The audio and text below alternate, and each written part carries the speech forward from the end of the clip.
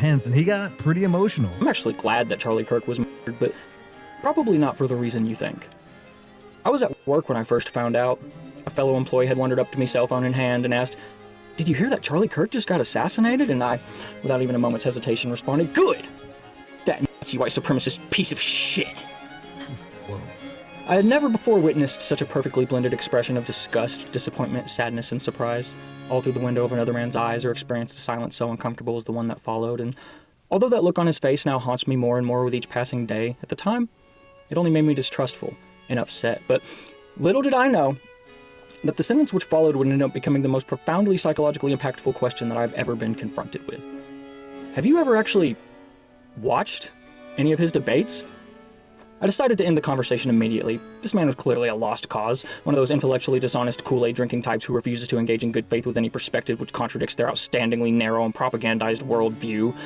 And by this man, I mean me. Because I hadn't actually watched any of his debates. I was basing literally every single thing I believe about a human being with thousands of hours worth of publicly available recordings of himself openly expressing his opinions on a small handful of out-of-context clips that had been curated for me by algorithms and media organizations being funded by the political opposition. Right. I foamed at the mouth, right along with the rest of those rabid and bloodthirsty dogs, gleefully mocking those who had been saddened by his death and downplaying the atrocity of it all by suggesting that political violence is just an unfortunate yet necessary step toward our coveted socialist revolution. That is, until I began to notice a common thread. The exact same comment being repeated ad nauseum in nearly every single online space. Have you ever actually watched any of his debates?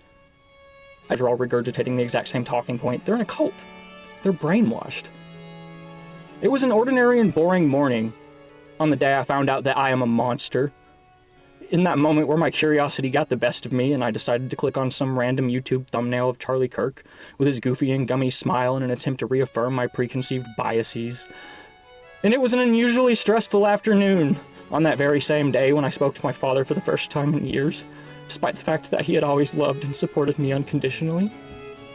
And it was a never-ending sleepless night, coming to terms with the fact that literally every single thing I thought I hated about the right, bigotry, stupidity, violence, vitriol, and narrow-mindedness was actually just an outward projection of hatred toward my own self.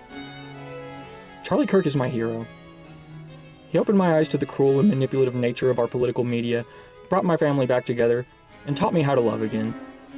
And to anyone who takes issue or offense with that, I'm going to do exactly what he would have done, and challenge you to answer a simple, honest, and straightforward question. Have you ever actually watched any of his debates? And that's